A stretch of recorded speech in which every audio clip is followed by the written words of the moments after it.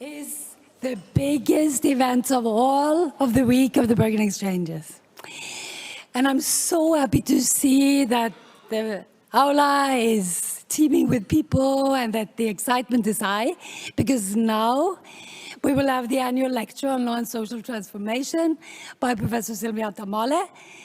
But first of all, I would like to introduce to you my boss, the head of the Department of Government at the University of Bergen, which is the institutional home of Law Transform. So this is the boss of Law Transform and the boss and my boss. So please welcome Lise Elberisha, Professor of Political Science.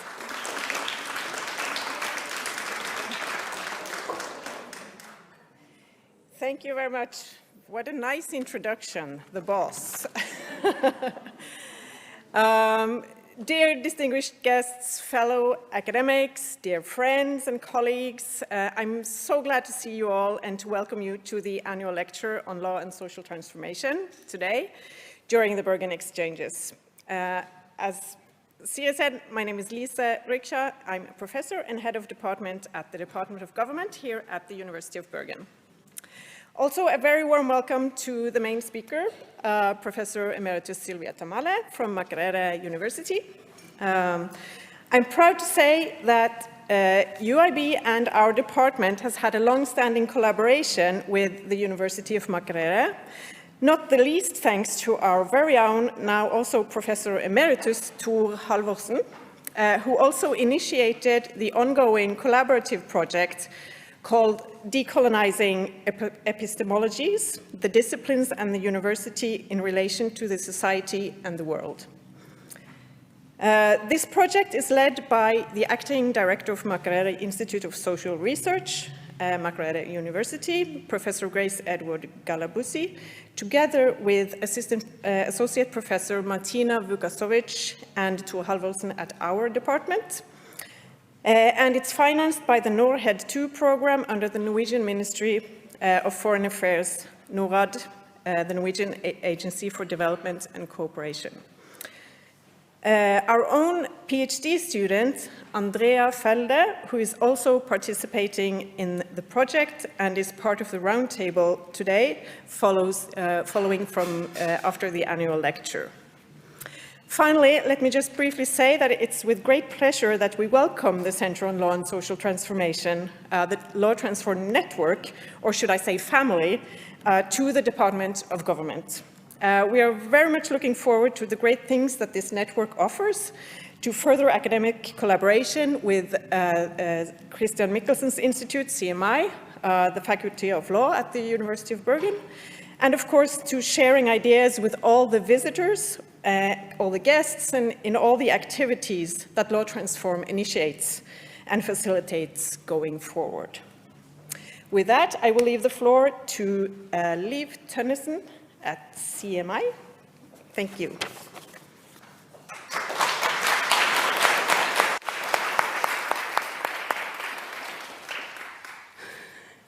So it's my honor and pleasure to introduce this year's annual lecturer on law and social transformation, Professor Sylvia Tamale, Makerere University. So first of all, I just want to say welcome to the Law Transform family. We really hope that this is the first of many visits to Bergen Exchanges. For those who do not know, and I almost assume that everybody knows, Professor Sylvia Tamale is a leading African feminist lawyer and also a relentless human rights activist. She has won so many prizes and awards for defending human rights of marginalized groups, including women, sex workers, refugees. In 2003, she was condemned by Ugandan conservatives for suggesting that gay and lesbians should be included in the definition of minority. In this space, that means that you are a hero. Her research interests include gender, law, and sexuality, feminist jurisprudence, and women in politics. And in 2004, Professor Tamale became the first female dean at Makerere University Law School. She has been visiting professor at the African Gender Institute of the University of Cape Town and a visiting scholar at University of Wisconsin. You have, Professor Tamala has served on so many boards, I can't mention all of them, but I would like to mention one, and that is the International Council for Human Rights Policy. And she has an impressive list of publications, and her latest book, which I have here, is titled Decolonization and Afro Feminism, which I suspect that has inspired this year's annual lecture on rerouting knowledge production in Africa in search of our roots. I highly recommend it. I have actually bought or have ordered, it hasn't arrived yet, a lot of them because I want to distribute them in Sudan to aspiring young feminists. The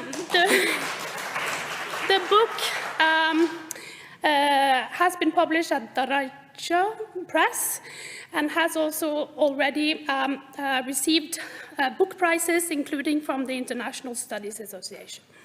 So, without further ado, I give the floor to you, Professor Tamale. We are so much looking forward.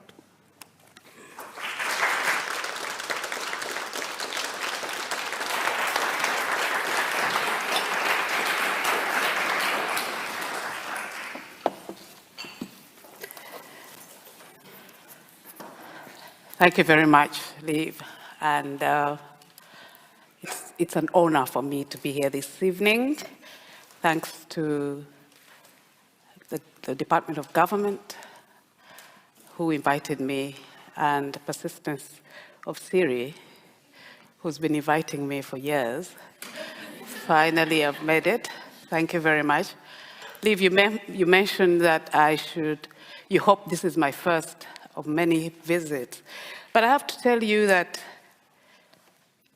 seeing me here today, you have no idea the trauma that I went through applying for a Schengen visa.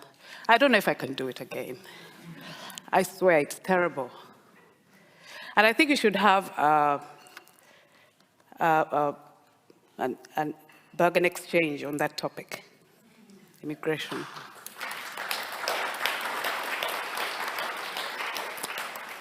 So a big warm good evening to you, Banange.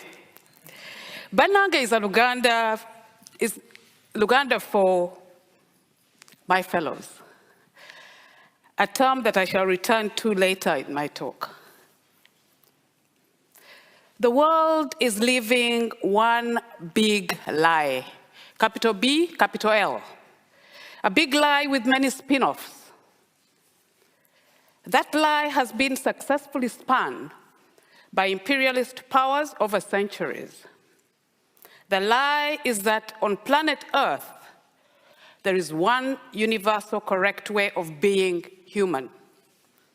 The lie constructs the Western way of thinking, of being, of doing, as a one-size-fits-all model, the default drive for the entire world.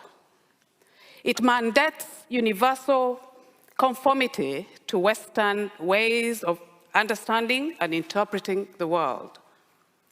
This includes in education, governance, development, measuring time, quality of life, and so on. Many scholars have written and spoken about different aspects of this big lie.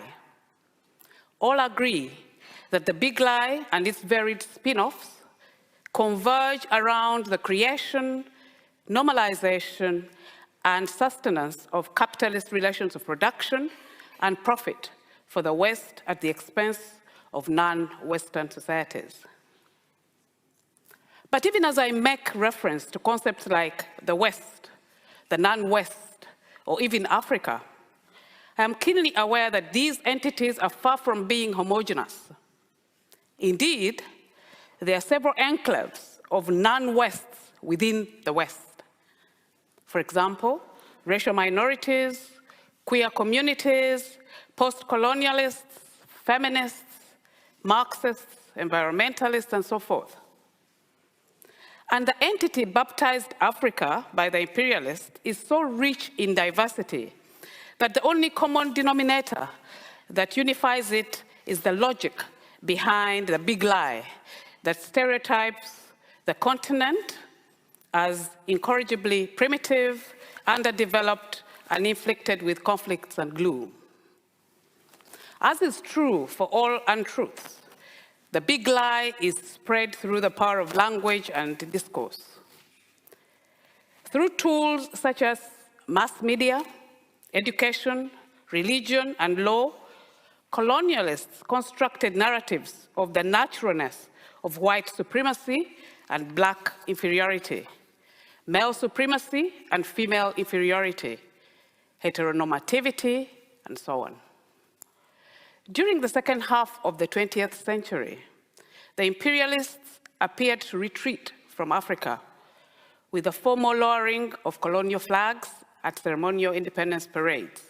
However, they had utilized 7.5 decades of colonial rule to firmly entrench the lie through the globalization of Western values, norms, and knowledge, all in the name of civilizing the dark continent.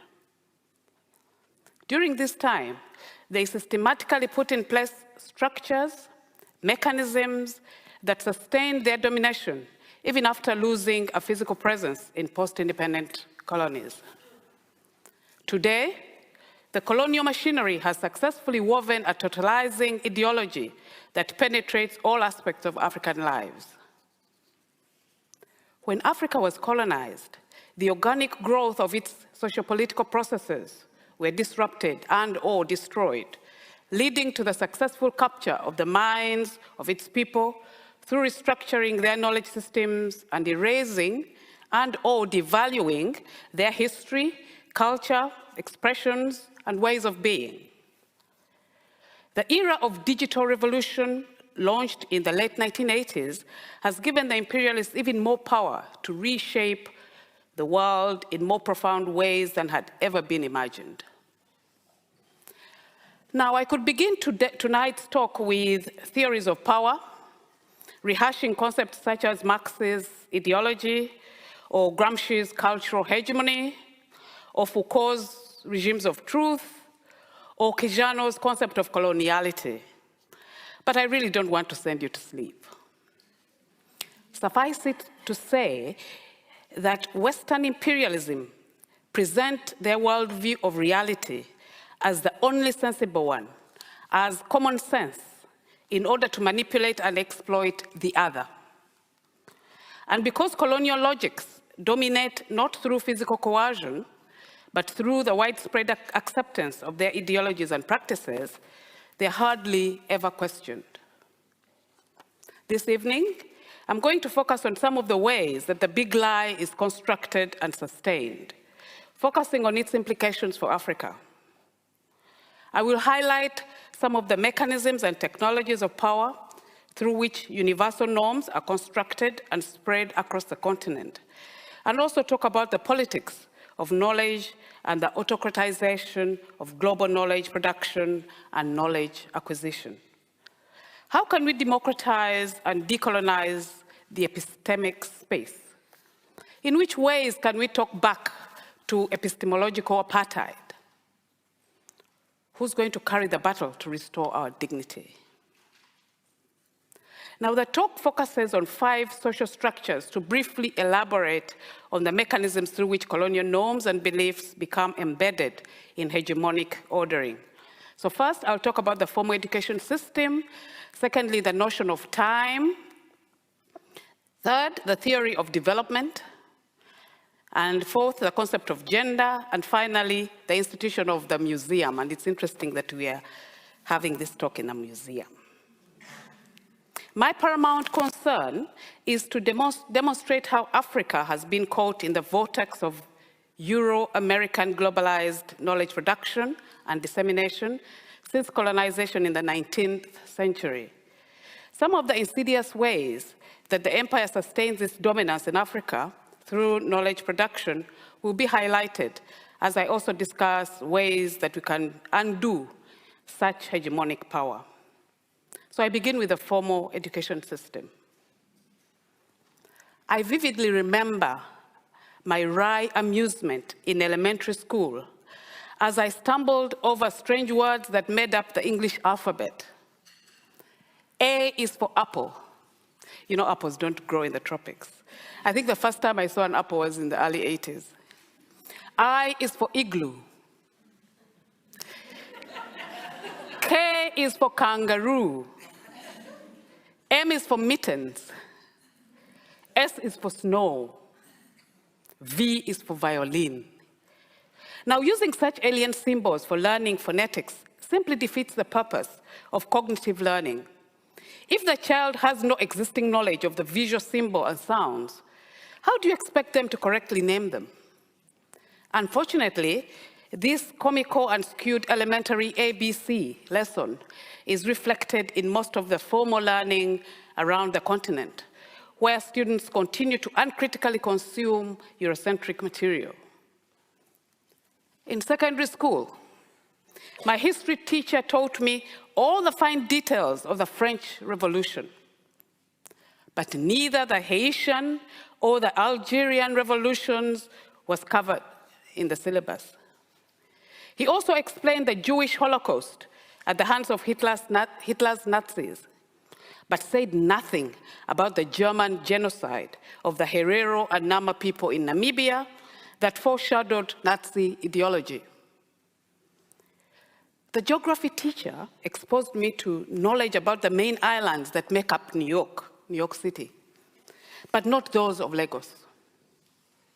Timbuktu was referred to in a disparaging and patronizing fashion, as I was forced to cram the 10 commandments of the European civilizing God, while simultaneously drumming into my impressionable young mind that the spiritual world of my people was evil witchcraft and paganism.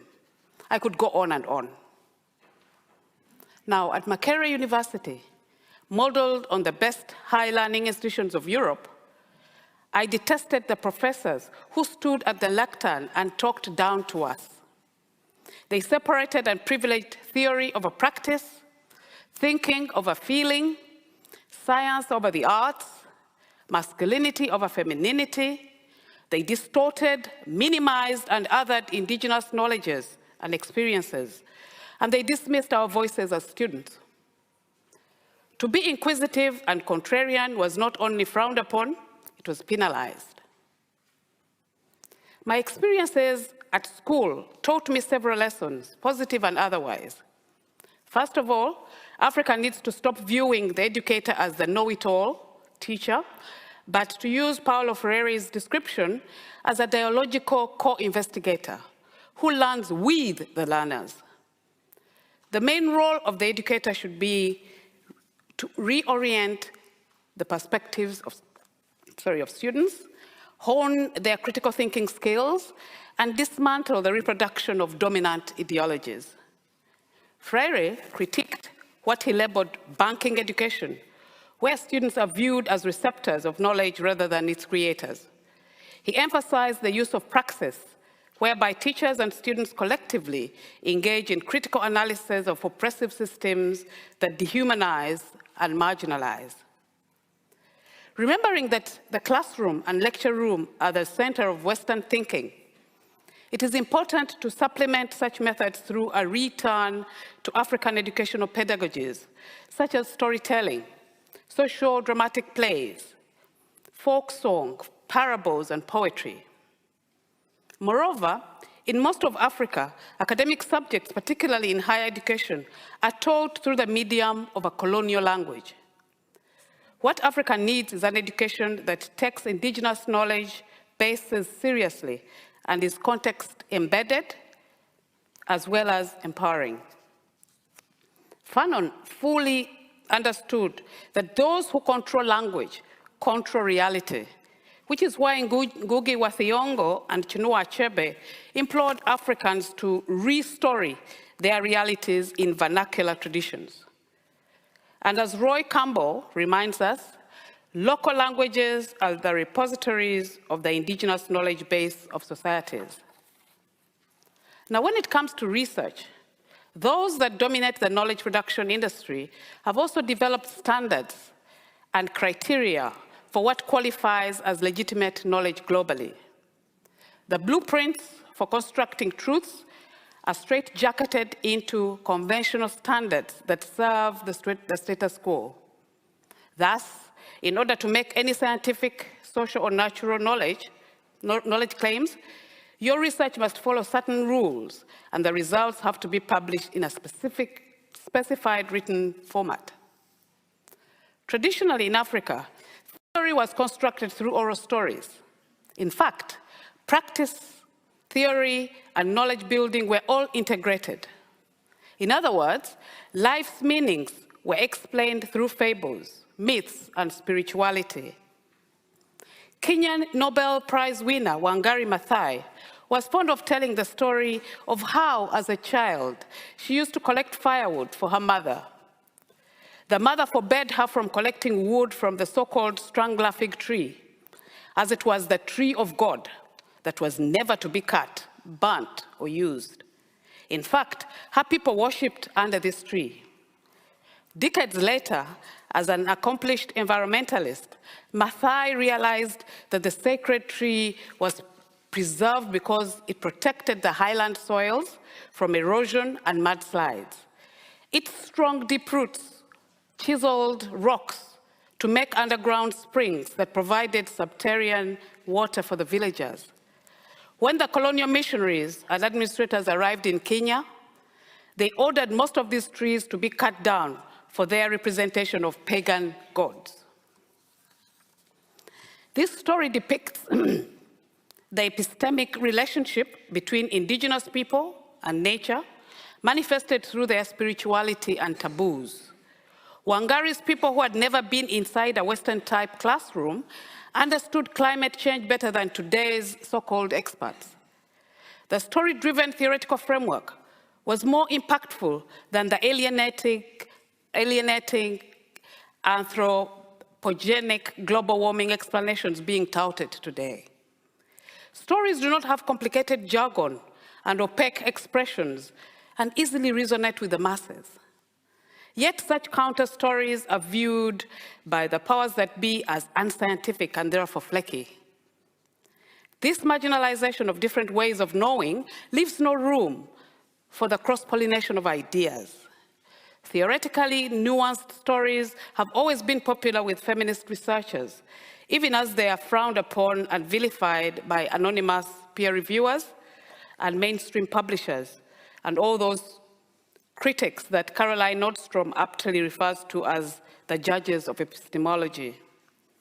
We must heed calls from scholars such as Linda Hawaii-Smith to recenter indigenous ways of knowing and to decolonize methodologies derived from oral traditions. As the epicenter of colonial indoctrination, the African university itself needs to be reinvented as a subversive, anti-imperialist, anti-sexist, anti-capitalist, and non-elitist space. The decolonized decolonial university in Africa should valorize the knowledge of indigenous artisans, traditional medicine practitioners, agriculturalists, ecologists, griots, musicians, and other local experts outside the ivory tower of Eurocentric academia. It is important for Africans to collaborate with critical thinkers located in the global north, as well as expand and strengthen South-South relations in its commitment to decolonize and liberate the continent. But such collaborations should be based on mutual respect and shared interest. It is quite common for Western-based scholars to treat their African colleagues as glorified informants.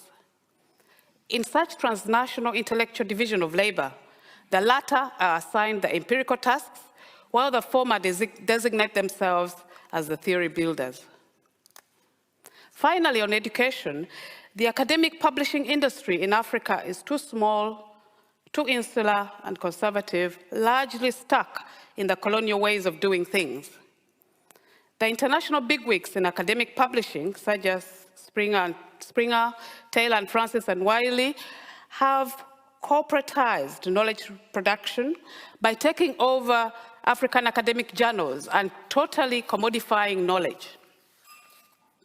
Neo-colonial practices that lock up knowledge, such as copyright and other intellectual property rights, should be replaced with open access practices.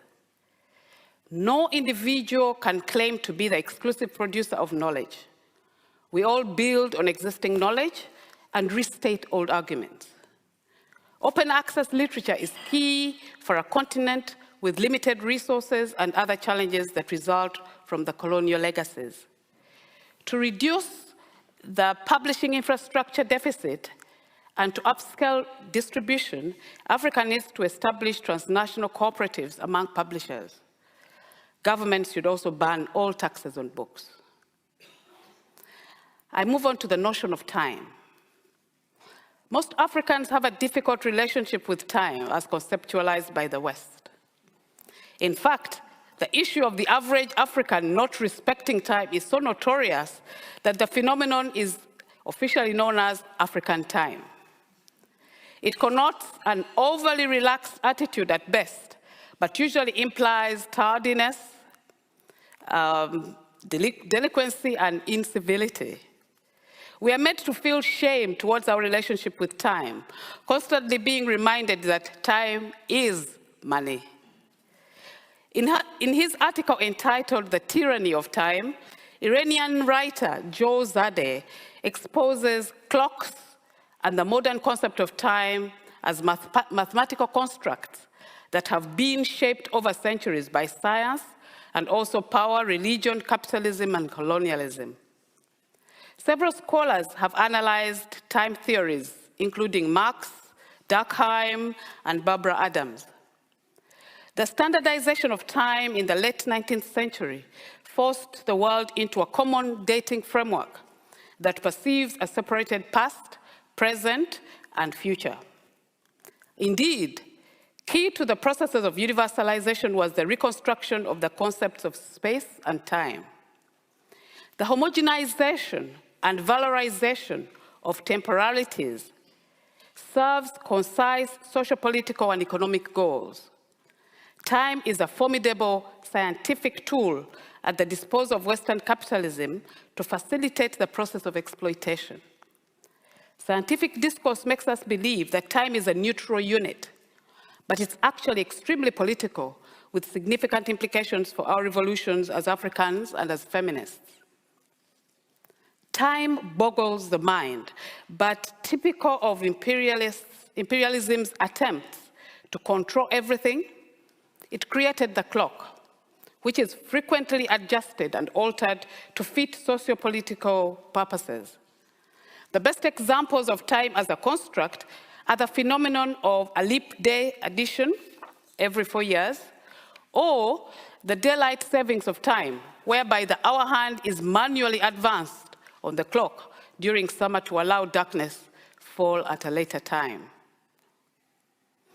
Yes, the generic clock may be a practical tool for scheduling meetings like this one, but we must be alive to its historical social ordering of power relations in capitalist structures.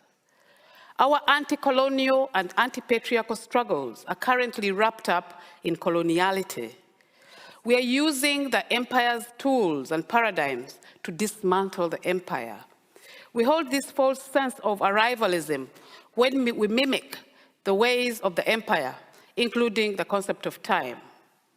We adopt World Bank-endorsed development programs with meaningless end years tagged on them, such as the African Union Agenda 2063, that so-called master blueprint that's supposed to move the continent towards structural transformation.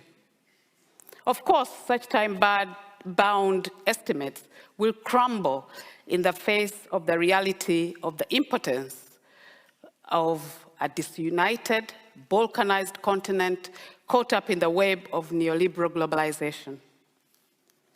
Capitalism has turned most of us into robotic followers of abstract clock time. Our patterns of feeding, sleeping, resting, being productive are all counted against time. Time has been commodified, and the clock is the capitalist's main tool for facilitating and regulating commercial relationships around the world. Gareth Dale describes such global synchronization of human purpose as slicing and pricing time for the benefit of capitalism.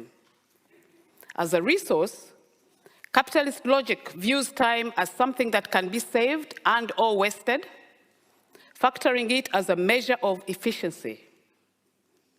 Hence, the capitalist enhances profit by saving time, basically disciplining labor and segregating it from other human experiences. Non-Western cultures had different ways of viewing time, which rhymed much more with nature. For example, all conceptualization of African time were, and in many ways still are, very different from the calibrations of the clock, which add up to seconds, minutes, hours, days, weeks, months, years, periods, and eras.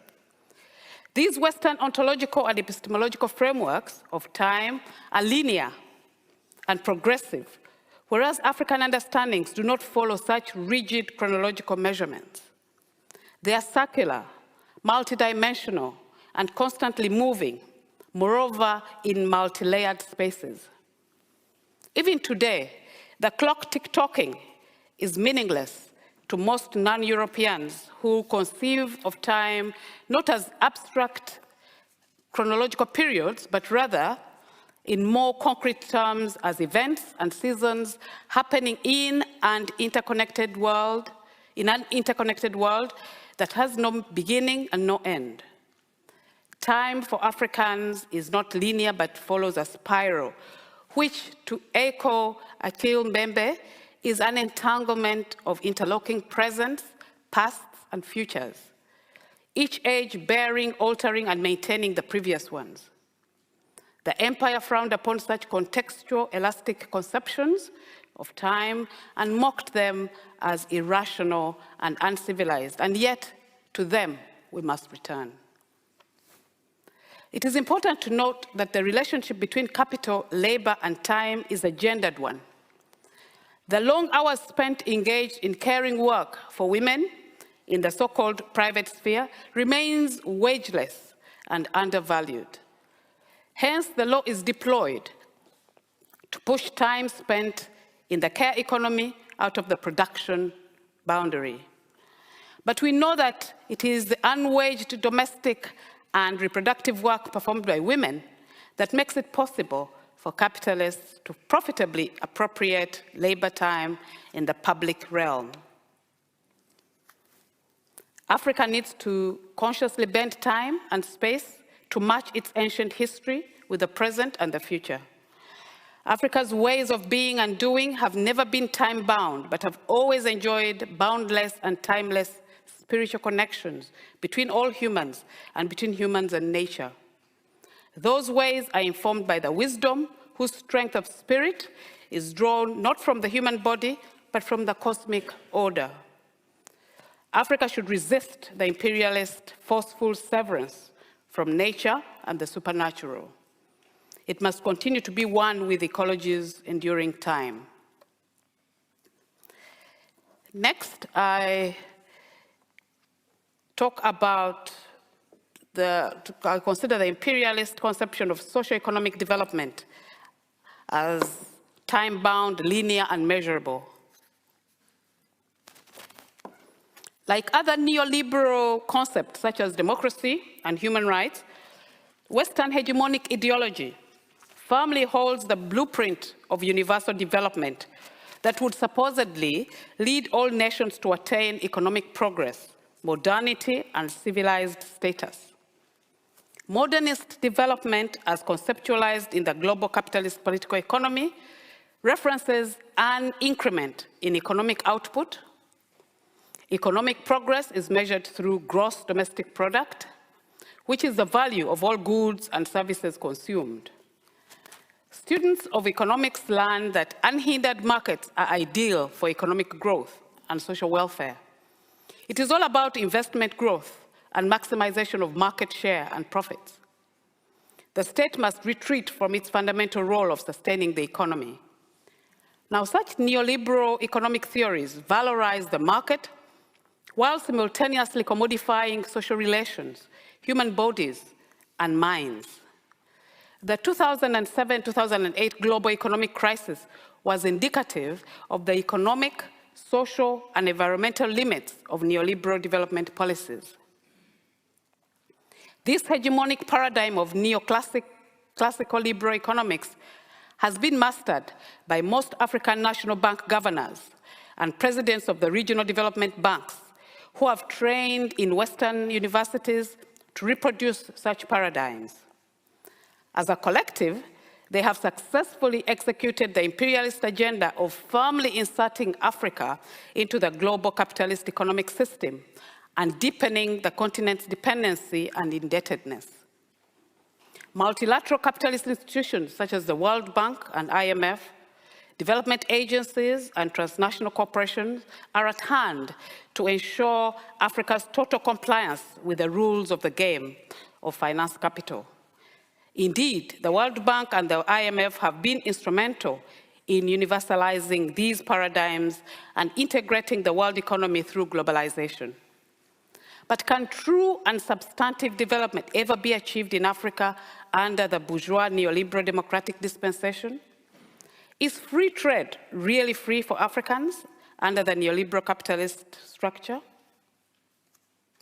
Since capital under neoliberal conditions is accumulated at the expense of exploiting natural resources and labor from the least developed regions of the world, there have been attempts to counter the logics of neoliberalism and modernization.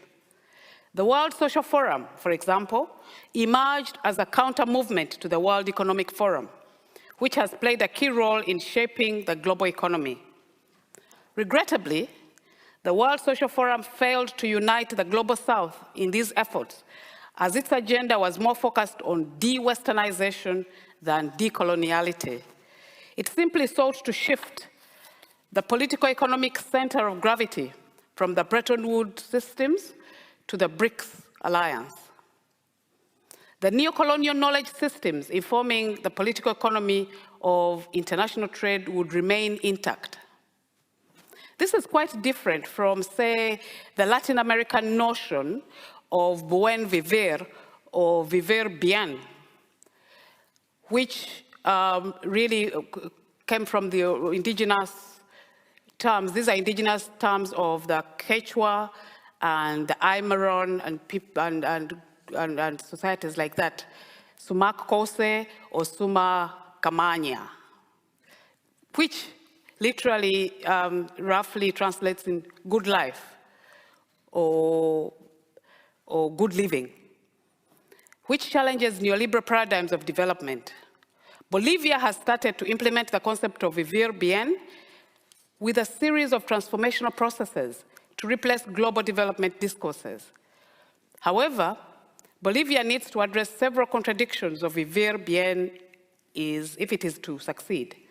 For example, without radically transforming its underlying political economy, the post-neoliberal era will remain discursive. Vivir bien bears a striking resemblance to the African notion of Ubuntu. Bolivia's National Development Plan defines it as an encounter between indigenous peoples and communities that respects cultural diversity and identity. It means to live well among ourselves.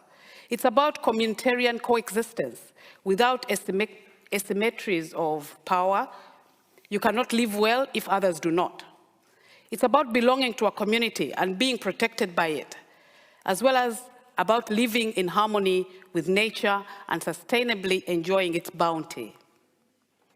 Similar to buen vivir, the African philosophy of Ubuntu gives more weight to the well-being of the group than the individual. The Ubuntu ethos of communitarianism and solidarity usually expresses in the popular maxim, I am because we are. It can be translated as the politics of the common good, also reflected in the notion of buen vivir. Ubuntu values Ubuntu values unity in diversity and holds a lot of promise for human dignity, humaneness, and compassion. It is the same spirit with which I referred to you the audience as Bannange. Hence, Africa can learn from the Latin American experience and revert to its indigenous ways of being and becoming human, to stop obsessing with material improvement and really understand that you cannot have a good life if people around you are not living well.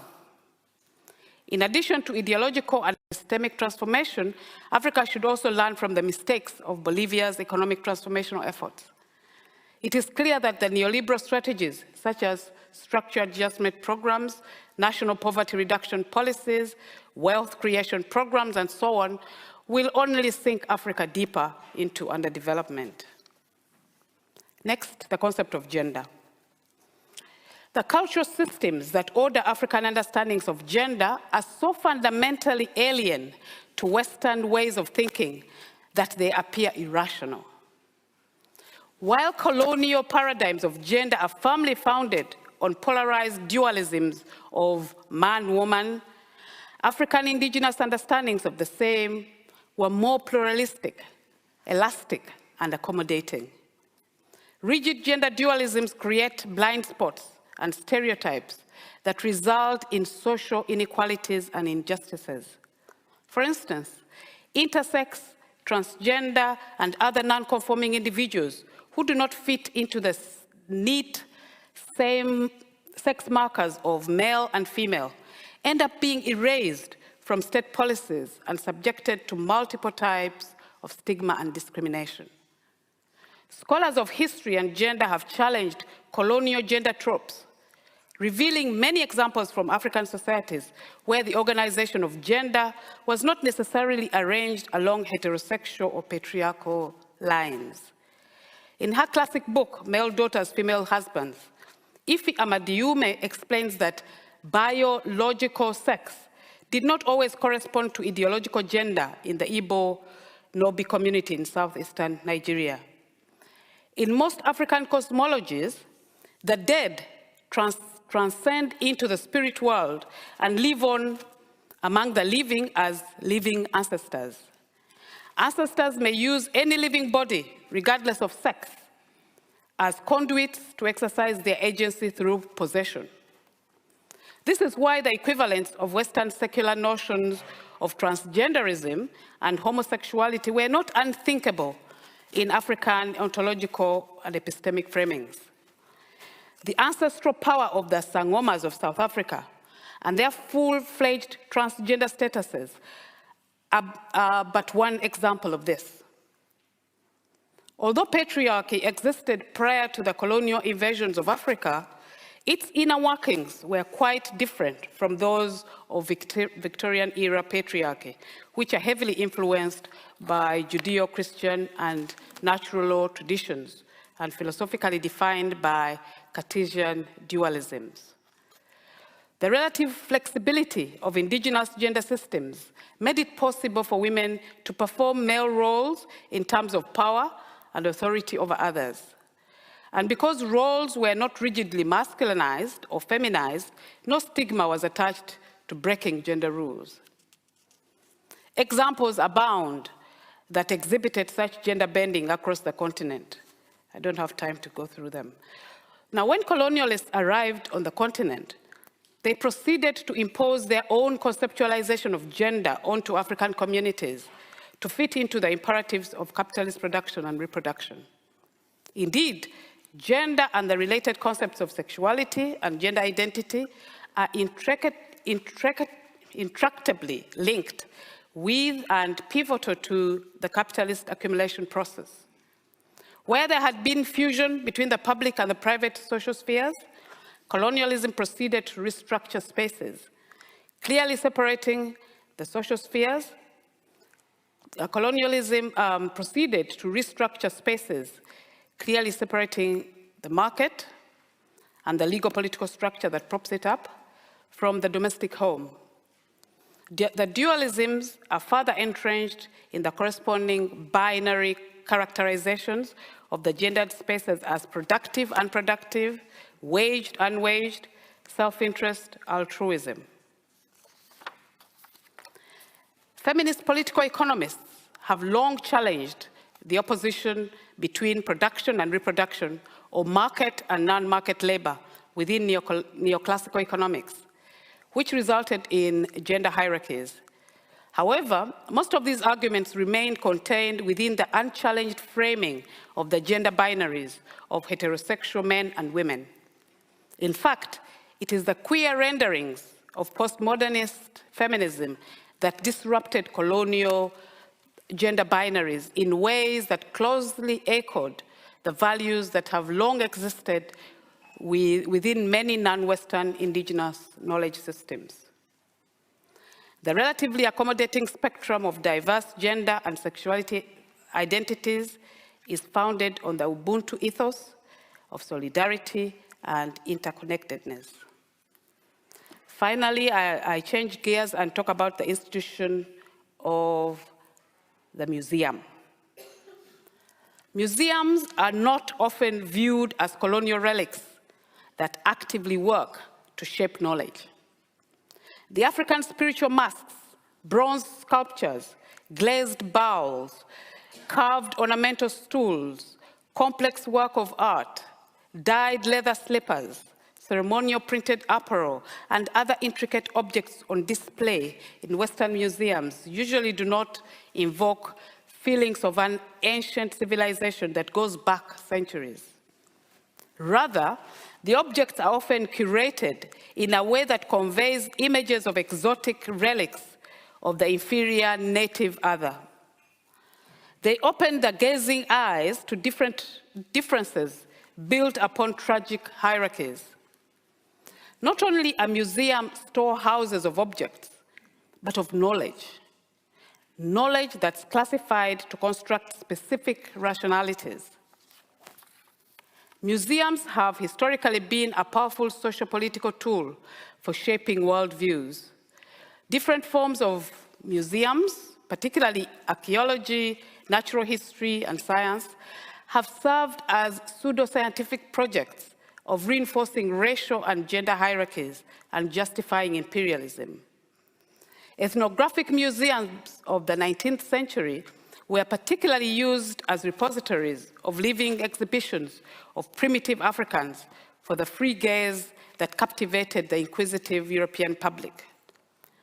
The museum represented the visual appeal of racialized, gendered ideologies, confirming the pandered truths of the savages from the Dark Continent. A good example is the 1814 public display in the mobile pop-up museum on the streets of London and Paris of the naked Khoisan woman from South Africa, Sarah Baartman, the so-called Hottentot Venus. By so doing, Europe constructed her female body not simply as biologically different from the male body, but also as dimorphically different from the white female body and sexually less desirable. The personification of racialized gender par excellence. When she died the following year, Baartman's pickled sexual organs remained on exhibition in jars at the Paris Museum of Man until 1974. The exoticized and strategic display of unfamiliar specimens and artifacts, when juxtaposed with normative European objects, does wonders in othering Africans and shaping the chilling imaginaries of the gazing European patrons. However, museological discourse is not limited to the displayed objects, but it is further constructed through publications. Many of the big museums own publishing houses that publish regular journals, organize cultural heritage symposia, and so forth. For example, in 1963, the British Museum published Races of Man to complement its display of the Negroid and his close affinity to the Stone Age Grimaldi remains. School teachers take their students for museum tours as part of their history lessons. Images of artifacts found in museums are also reproduced in textbooks and web pages. In other words, museums play an effective and affective role of developing Western identities and constructing knowledge about the other, those deviating from the Western norm. Michel Foucault characterized the museum as an Enlightenment institution that serves capitalism and imperialism through a careful ordering of knowledge within an institutionally monitored space. Hence, we see the museum as an epistemic and methodological tool for shaping knowledge and understanding difference. They shape today's reality through a categorized representation of the past. The association between museums, anthropology and archaeology, and later on eugenics, in constructing a history or read story of the savage African and reaffirming racist ideologies has been well documented. Museum labels that freeze, decontextualize, and fragment a people and their culture, displaying African civilizations as immobilized remnants of redundant pasts, facilitate the development of white supremacist ideas. Indeed, the macabre pocketing of assassinated Patrice Lumumba's gold tooth by a Belgian soldier falls squarely into the realm of such dominant thinking. The 21st century has witnessed a new type of museology that responds to post-colonial criticisms. A few have revised their curatorial practices, rendering them more sensitive to indigenous representations. Museum administrators have begun returning some of the artifacts that were looted from Africa. However, they do so with calculated resistance and racist patronizing coloniality, setting conditions for any repatriation. For example, President Emmanuel Macron of France demanded that Africa must have well-trained conservators and guaranteed security as preconditions for returning the loot. Others, such as those holding the famous Benin bronze objects, will only return them as shared loans to Nigeria.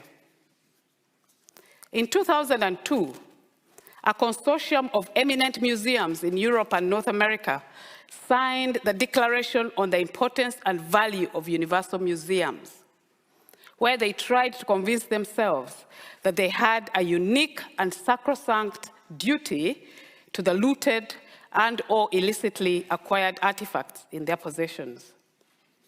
The declaration represents the crisis that these historical institutions face in light of the extant pressures from former colonies to repatriate ill-gotten objects, a seismic, paradigmic shift in the function of Western museums as knowledge-producing institutions. Let me end by saying that given that knowledge represents the power of the dominant, decolonizing knowledge production challenges us to completely transcend the colonizing boundaries of modernist discourse and think outside the box, freely and creatively, to see outside the common and the obvious, in order to rupture the misrepresentations and misappropriations of Africa's cultural knowledges. The continent needs to add fuel to its decolonization and decolonial movements. Recently, many activist initiatives have spawned around the continent. For example, the South African Fallist movements, the Marcus Garvey Pan-Africanist University in Uganda, the Institute for Pan-African Thought and Conservation at the University of Joburg, the Institute of African Studies at the University of Ghana, and so on and so forth. Let me end by saying that colonialism is not the only story for explaining Africa's knowledge production challenges.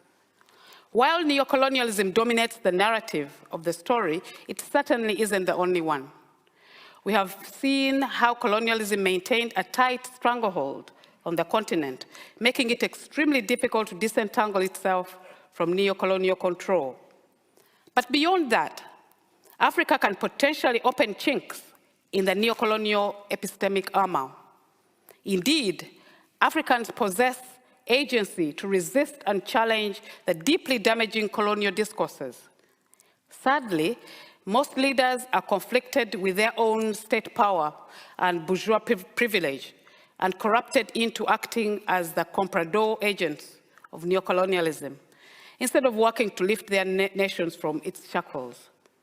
Thus, in order to overcome the Berlin-engineered balkanization of the continent and gain leverage over the hegemonic world order, Africa needs to establish a massive youth-led counterweight through a Pan-African grounds-up movement led by a clear decolonial ideology.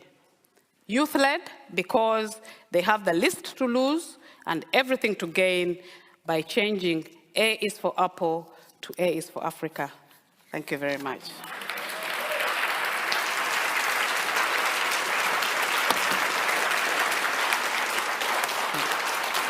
Thank you. Thank you. Thank you.